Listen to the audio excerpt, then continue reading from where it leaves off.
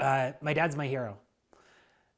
My dad grew up in a rural town outside of Pittsburgh where if you did really well in school, if you impressed your teachers, if you wanted to make your parents proud, you went into the seminary. So he went into the seminary in 8th grade and was a practicing Roman Catholic priest into his late 20s. In the end, he decided that that wasn't the life he wanted to lead. He wanted a family, so he left the priesthood.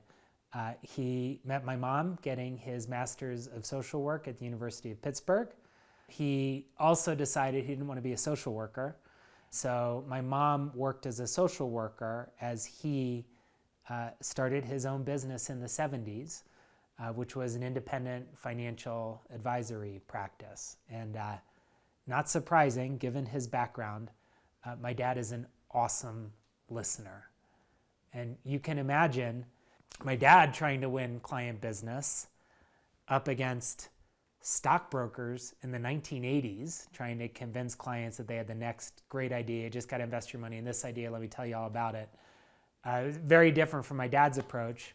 A couple of years ago, I ran into a guy that worked for my dad in the early days, was really, really young, just out of school. And he asked my dad if he could just follow, can I just follow you around, Jim? Can I just go into meetings, listen to how you do it? And my dad said, yeah, sure. He says, unbelievable. He says, Connor, your dad would sit down with a prospective client and would sit across from the client at a little conference room table. He'd fold his hands and he'd say, how can I help you? And he'd sit and listen, and the client would talk for 30 or 40 minutes about everything that was going on in their life related to money. And he would just listen, take it all in. And once he got that information from them, he knew exactly how he could help them.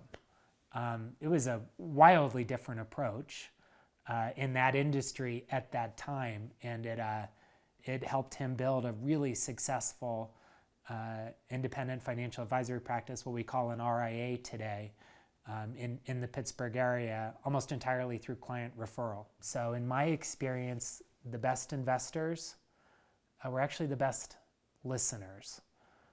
The best at serving clients were the best at listening to clients. And that isn't, even today, that is not how most of our industry works.